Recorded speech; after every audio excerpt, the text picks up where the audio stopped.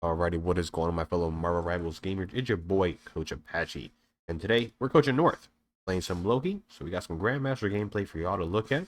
So yeah, with that being said, we're going to go over Loki's abilities for anybody who doesn't know how to play Loki. So this is just a team up. If Hela gets an elim, well, gets a frag, it'll either res the Loki if he was elimed, or it'll give him overshield, right? So pretty cool. Um, this ability here is going to be your invis. What your invis does is it allows you to reposition because you're invisible, but as well as it gives you some self-sustain. So you're taking a lot of damage, you need a quick little heal, you can do that. You need to reposition, you can do that. And it also leaves a clone behind too. So there's a lot of cool ways you can use that. There's sometimes where, like, instead of using my actual clone ability, I'll use this just in case if there's not a comp that I necessarily need to, like, elude. I just do that so I can not waste these clones, because I feel like these clones are a little bit more important, especially when it comes to placing down clones that I want to use for my MO fields, right? Obviously, this is going to be your immortality field here. Maybe you put that down, House of Ruin above the clone, and then to destroy it, obviously, enemies will shoot it. And that's going to create a field that will make your team immortal, right? If they take damage, the damage will be converted to healing. So it's pretty cool. Obviously, placing your clones, you can use that to, disguise where you're at by placing multiple and acting like a clone. You can use that for repositional purposes, as well as to increase your damage output, as well as healing output. And then this last ability is going to be your teleport. That's going to allow you to teleport to the clone you're aiming at. Keep in mind, you need to be a certain distance away to teleport from it. You can't do global teleports. That would, one, probably suck if you accidentally do it, but also it'd be like really OP because you could just instantly avoid dives and not care about your positioning. Your ultimate ability, what that does is that allows you to copy someone's ultimate. So let's say with Luna, for example, we can copy our Luna's ult, and then now we can have two Luna ults on our team. Or let's say one of our tanks got elimed, they're down a player, and we just really need more tank pressure, and maybe they cloak ult, or they're going to cloak ult, so you want to copy mag, you do that too. 9 times out of 10, you're going to copy a fellow support ult or an enemy support ult, because that's just the safer play. But there are opportunities for you to copy other ultimates, right, to allow you to play make as well. So don't be afraid to look for opportunities. People are going to call you a thrower, but if you can really get down what ults you need to use at, certain times, you'll be a pretty good Loki. So here we go. The first thing that I want to talk about is going to be positioning, right? So from my experience, right, playing around like here and here, you divers have very easy access to you, right? So from this area, you can obviously see your team in main. You get visuals this side, but quite frankly, not a lot of people flank to this side, and if they do, you'll see them from far enough away. So do we really need to, like, have that line of sight? What I'm more worried about is when teams creep up here, they get high ground, and now they have easy access to you, or they flank around, right? And then they have all these routes to you, right? These routes are the most hidden, so playing close to them is going to basically make you a target for not quick dives, but late dives, right? So what I would say is I would definitely not try to hold too close to these walls, just for that fact. I'd probably try to play maybe here, where I could still see my team, or even on this high ground over here. You can break this, which will kind of open it up. But I don't want to be too close to my team. So I'd say the first thing I do is maybe I throw a clone back here, just so I can have an escape teleport. If I get dove, maybe I'll put a clone here for my team, and then I'll either play in this position or in this position with the mentality of, if I need to run away, I have that portal, right? So I would say just pick one. Depending on what they run, it'll kind of dictate how you want to play. If they're very pokey comp, you can kind of play more around your team. But if they do have dive characters, you might want to kind of position yourself in a way where you got to force them to use cooldowns, and then you could just use the cooldown and get away from them, right? So let's keep that in mind.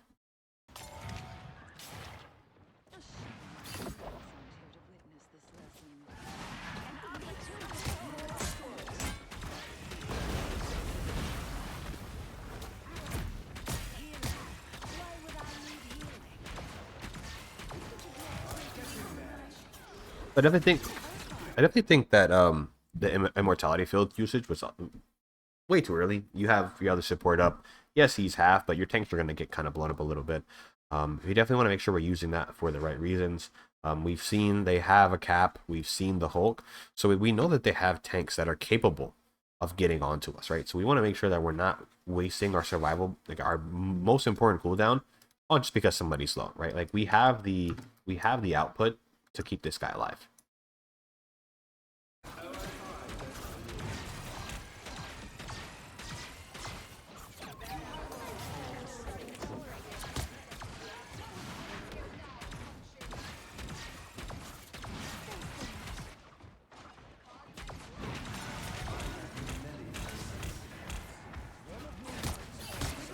Right here, this, so you're kind of like getting pushed into the open, and your back's towards the enemy. What I would have probably done is, if anything, I would have got closer to here. But this allows for your team to kind of like cover you while also being cover. You're never gonna outrun the Hulk. The Hulk's gonna chase you down. You know what I'm saying? So it's like trying to just run away from him is just probably not the best idea. So we're gonna rewind and kind of get a better feel for how the battlefield was. I think you actually made a mistake a lot earlier, which kind of put you in a bad position to begin with, right? So we're gonna go back a little bit before everything went bad.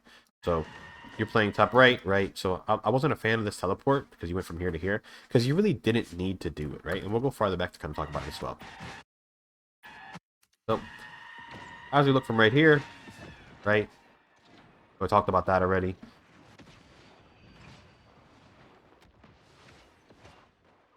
But then, like, as you can see, the fight is still kind of like your team's really like still fighting, and you're using the time that your team's fighting to reposition. You really don't need to reposition, as well as every second that you spend doing this, people are getting low. There's an opportunity somebody gets blown up, things like that, right? So we did get a trade, but you know, people are going to get low, and it's going to cause us to lose space instead of holding space. So look how much space we have to give in comparison if you were here, kind of keeping them alive and kind of enabling them to stay up, things like that. And now Hulk sees that you're isolated, so he's going to try to pressure you now. Here you are, right? And you're just really far from your team. In comparison to where, like, if you were just a little closer to this ledge, I know it seems kind of dumb, but it's like, oh, like, look how tall your clone is. If you're here, they can't see you, right? But you're still going to get chased by Hulk. But, like, look, you have a support here who can technically help you, right? You can call for people to turn around, right? But I really see an issue when you start to run into the open, right? Because now, you know, now you're just in the open now, and it really doesn't do nothing for you. Luckily, their DPS are no longer able to fight right now, but habits like that will get you fragged.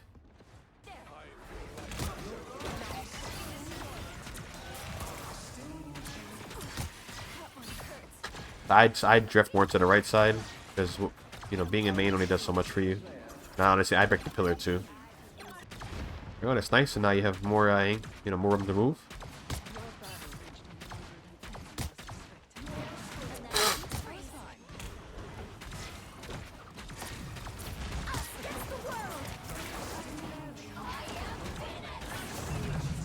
So, I mean, your Luna knew she was low there. I mean, you probably could have put a clone on her and ammo fielded her, but I wouldn't really put this on you because she could have just ulted to save herself.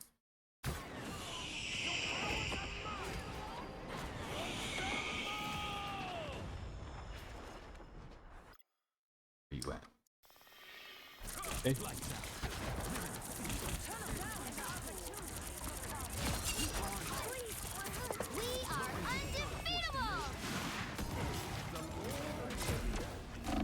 Oop, he teleported into the open when you could have just dropped down here. You probably would have been okay. So the big thing I'm noticing right now, it's just positioning, right? And it's not just about like initial positioning, but positioning after you take certain actions. Like, for example, you copied the cloak and you ulted. You got to be thinking, because you can't be cloak forever. You got to be thinking, okay, how much time do I have left? Where am I gonna, where should I be after this ends? You know, things like that, right? You need to be thinking ahead. Right, here we are. That's not really on you. Your other support's not aware of them. Oof, that's unfortunate. So we're down 2, so you gotta start kiting back now. F86% ult. Make sure you're in a good position here.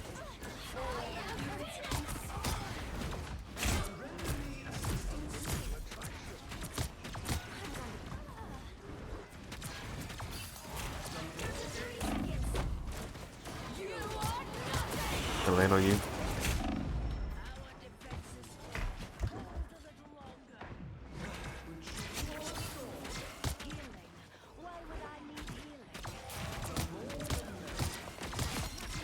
You try to copy support ult here.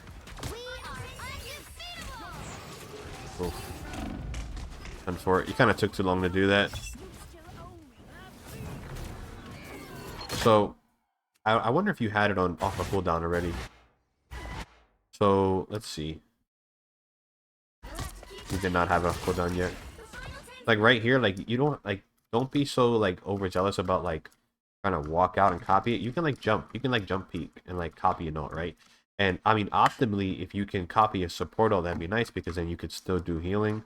But the other support's on the way. So push comes to shove, you just copy the Hulk too. We have another tank, right? So I mean, optimally, yes, the Mantis ult is there, but if you really can't get her, you can always just copy the Hulk too, and that's just more health they got to burn through.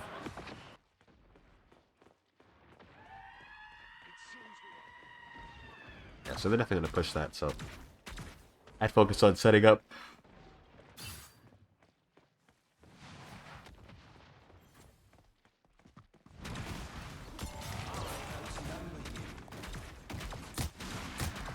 So right here, I just think you're way too far up, putting yourself in a position to get forced out early. And they have to force out your lamp.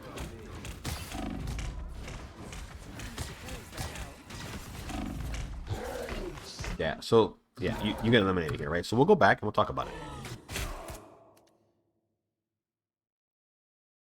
So looking at it from a top-down perspective, this is important, right?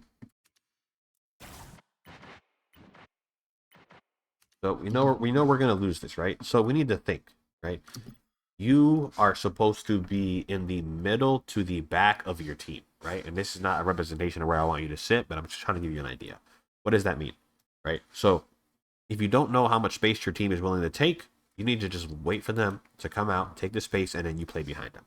If you know, like if you have the brain big enough to make that decision, like, okay, I know where they need to sit because this is the only logical place, then you can kind of post up and pre-set up, right? But let's say you don't know, right? So you just back up, let them take the space. Okay, cool. They want to hold high ground. You can hold this high ground, right? And you can do exactly what you want to do from over here, right? But the issue is you play too far up. You don't respect the fact that they have dive characters, right? So as you can see, your other supports doing God knows what. Your tank's here, right? So now it's you and the tank up here. Your other teams are still responding. Some people got the next spawn, but not like you're just not in a position to fight here. So their tank's going to take a fight because y'all don't have the resources to really force them out. Your ammo gets forced. You're stuck in mid. You're getting chased by the Hulk. Like, and you're like, what is your team going to do? Like, they're going to help you as much as they can, but always just going to pop Hulk. Yeah. So that is an issue. That is more so of an issue of just like not resetting.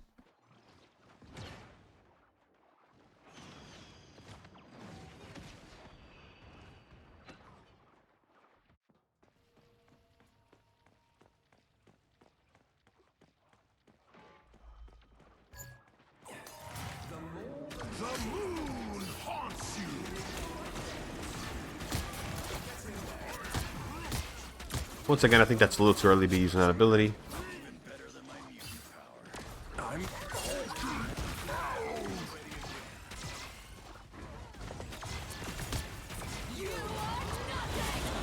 Break your clones. Walk out with your support here. Nice. So think about, where should I be positioned here? Where is the best spot? Is this the best spot for you? Is it? Yes? No? Could you maybe get up here and have a better spot? Yes? No? Could you maybe be here? Right? Could you be here? Right? Heck, could you even be here? Like that, I think about that. Like, this is not a bad spot, but I want you to actually think what could be better. I think this up here would be really nice. Or just kind of like here around this cover. Now, they do have a route that has access to you, but this is not too bad entirely as well. But just feel out your options.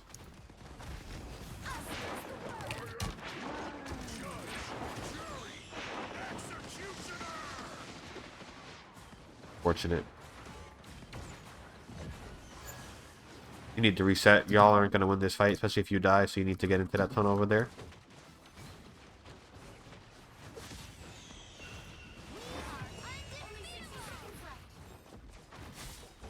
unfortunate. So now we have an idea of what they've been playing. They've been playing basically the same comp the whole time, so you can position yourself preemptively with the understanding of how they're going to play. You want to make it hard for dive characters to get onto you, but you don't want to be so hard for your team that you can't get close enough or they can't peel for you.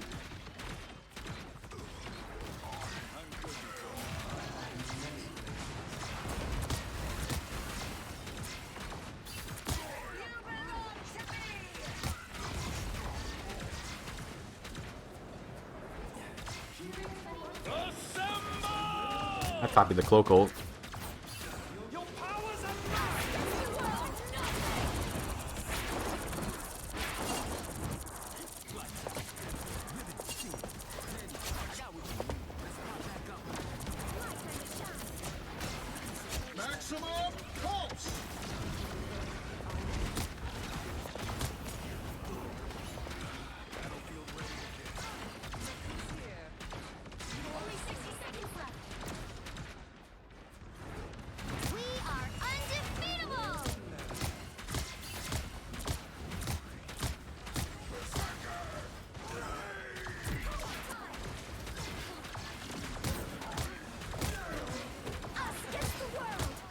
So right now you've been playing. You have your clone that you can place. You have your invis that also places a clone.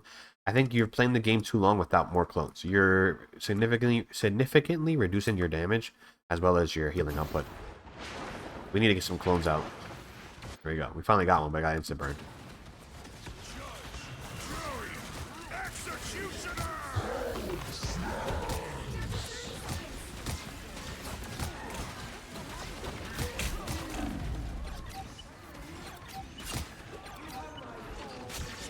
Okay, works out. So right now you're at 86% ult. You need to. We'll be walking up here.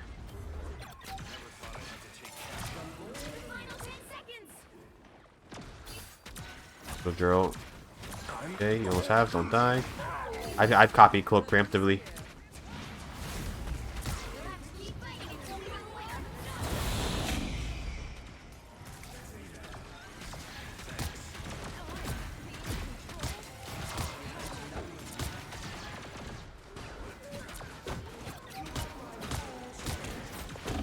At this point, I don't even care if you copy Cap. Like, you gotta copy somebody, right? You don't want to die with your ult. And I know it's like, it's rough. But we need to think about the things we can copy, right? Good copies, right? Good copy. This is, I would say, an okay copy. Because it's still a good copy, but it could be better. Or, good copy.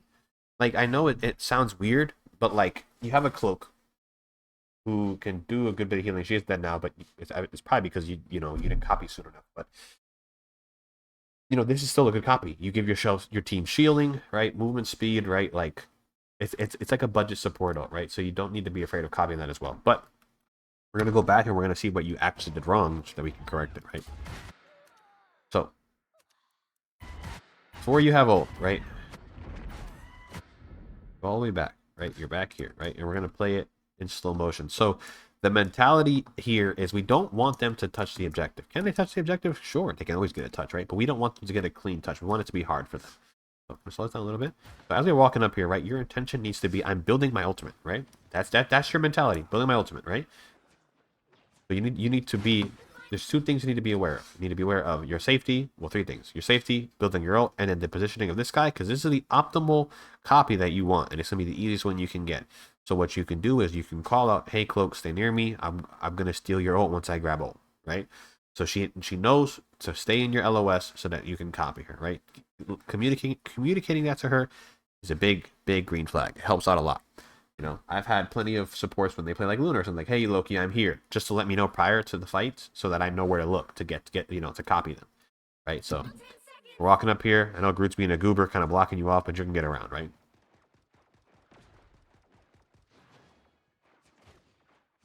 Here we go. So we almost have ult. 96, 97, right? So we need to be aware of our cloak here. Boom, we have ult, right? We need to copy our cloak. Cloak's backing up, right? But we can see the enemy cloak, so that's still a copy we can make. Right? So we're stuck back here now when our team is kited back. That's a sucky position, but they're not even all here yet. Right here, you can honestly pop this wall open, right? Because it's destructible, and that'll give you a view of the fight going on, right? But you decide to make a hard rotate instead of breaking the wall. These are all seconds wasted that you could be possibly copying somebody.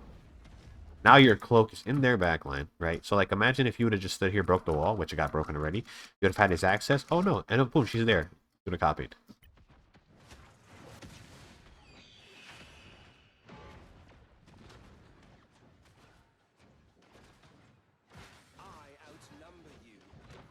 Yeah, so it sucks that your cloak's positioning is pretty rough. But you could have played a little bit better, which would have enabled you to get her done. Alright, coming out, we still have your ult. We know Cloak's gonna have her ult, so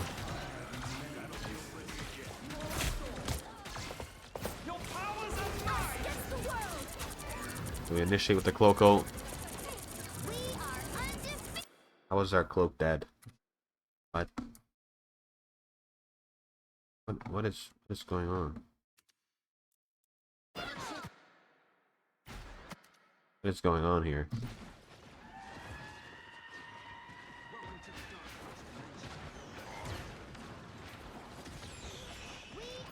Bad awareness by our team.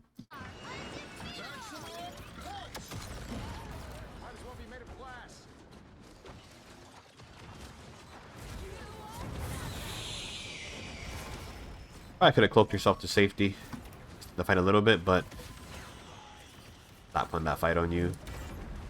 Okay, but our Cloak ults now. We're back.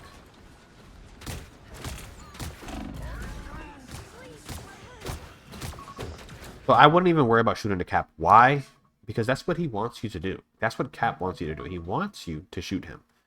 When you could be healing or doing damage to multiple targets, right? You have your immortality field. What happens when he breaks your immortality field? You probably go bye-bye, right? So with that being said, the focus, right? This is one of those situations where you need to have the IQ that he's gonna hit me. He's gonna do damage to me. That's fine. For one, Cloak ult's there, so you could just kind of play into Cloak ult to begin with.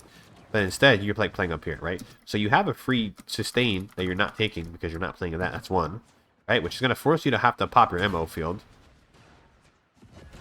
Okay, so you pop your ammo field instead of playing in the Cloak ult. Unfortunate, right? And now, instead of shooting people that can actually probably die or create opportunities for your team or heal somebody, you're shooting the guy who's not gonna die. We're gonna keep it real. He's not gonna die. Now, does anybody need heals? No. But you could force out this support by shooting out this support, right? Or you could create a dive for somebody, right? Or you could shoot the people that are contesting, right? He's not contesting right now. He's worried about getting the frag.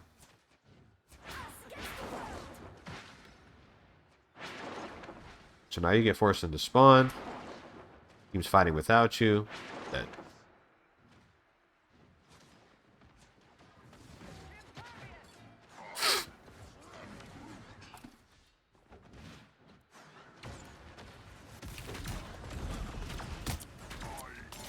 You're back. You don't have your shift.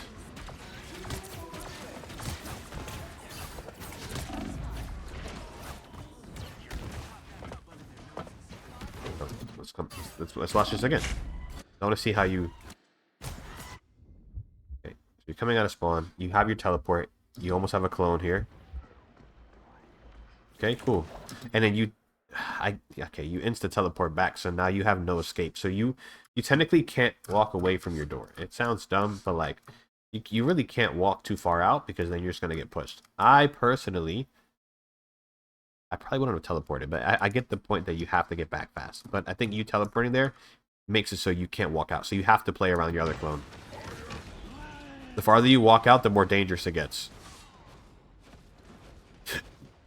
Because now you don't have any abilities to save yourself, and you're stuck.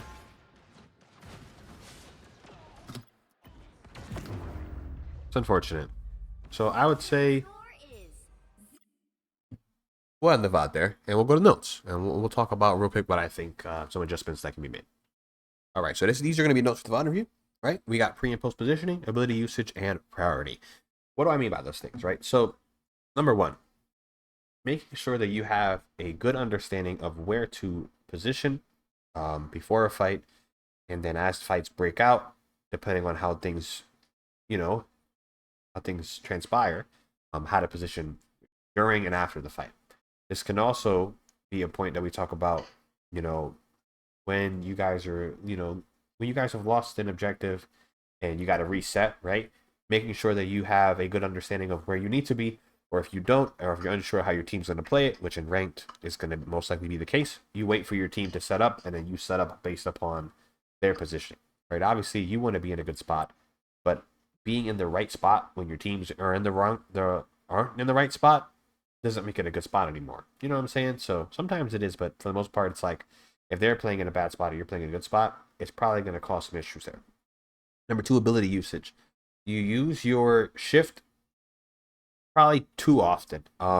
Sometimes you gotta like really like wait it out to make sure you're getting the most out of that ability, as well as have an understanding of what the enemy's win condition is, especially when it comes to that your immortality ability, right? Because if their mental is, oh, once Loki doesn't have runes or whatever you want to call it, we're gonna dive him. You need to have that understanding of once that leaves your pocket, you are now the main target, and you need to play accordingly. Whether you're, when they're looking for a dive, whether you go invisible early, your team loses out on a little bit of healing, but now they have to like, like they were looking for a dive, and now they got to go. Oh wait, hold on, we can't see him, and they got to stop, right? So it's like being aware of how the enemy comp affects your ability usage, as well as your ability usage affects how the fight will transpire afterwards. Um, Definitely would like to see you use your invis to place clones, especially like pre-fights, just so because you'll probably have it quick enough to where you can use it again if you really need it. But it also allows you to, when you want to throw a clone out to reposition or to put it on somebody, you'll have that available. A lot of times, when before I used to do that, I would like use my clone throws to put them out, and then when I really needed to throw one, I couldn't. So I would make sure that the first one I put down, I'm putting down on my body.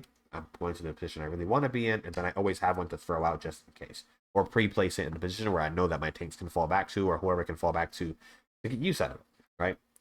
And the last point is going to be priority. What do I mean by that? So when I say priority, it can mean a lot of things. It can heal priority, attack priority, and just what's priority in general, right? So obviously, heal priorities, you got to have an understanding of who needs to be healed first, who needs to be taken care of. If who gets eliminated, the fight's lost. Sometimes it'll be your support, sometimes it'll be your tanks, right? It's really going to come down to, what the enemy's win condition is, and that's going to kind of affect who's going to be your main priority. But 9 times out of 10, you really want to keep your other support alive, right? You want to keep them alive, because if they die, now everything's on you. Doesn't make it impossible. Loki does a lot of healing, but if you can keep them alive, why not, right? So they get dove, maybe giving them immortality field, or giving them a clone that they can use to kind of body block depending on who's fighting them, things like that, right? I think that's a big thing that a lot of Loki players don't do, is throwing clones out to kind of give their teammates a pseudo shield. Like that's definitely a play that I've done a few times, but I don't really see a lot of other players do. Also, attack priority. That one time when we're on defense, it's that last choke. Captain America's on you. You pop the ammo field, which is gonna buy you some more time, which is cool, right? But think about it: is shooting him really worth it? When you could have been shooting at the support, or helping burn a thing, or building your ult more effectively, right? It's like in those high intense moments, being able to make the right decision is really going to be game breaking, especially as you climb the ranks, right? Um, Teammates are going to be bad no matter what rank you are, because no matter what rank you are, there's always going to be a bigger fish, a better player, right? So even if they're good, somebody's better. So you got to have that mentality of you got to play as best as you can, so that you can make sure that you're making the right choices at the right times. And with that being said, hopefully you guys not only learned something from this VOD review, but enjoyed it as well. To our boy North, hopefully you learned something as well, and we continue to help you grow and become the player and we know you can be. All right, everybody, if you are interested in coaching, you know where to find me. Use this description down below, where you will find my Discord link, so that you get access to my Discord and submit a VOD review request. Other than that, hopefully you have a great morning, day, night, wherever you may be. It's Coach Apxche, and I will see you in the next one. Take care.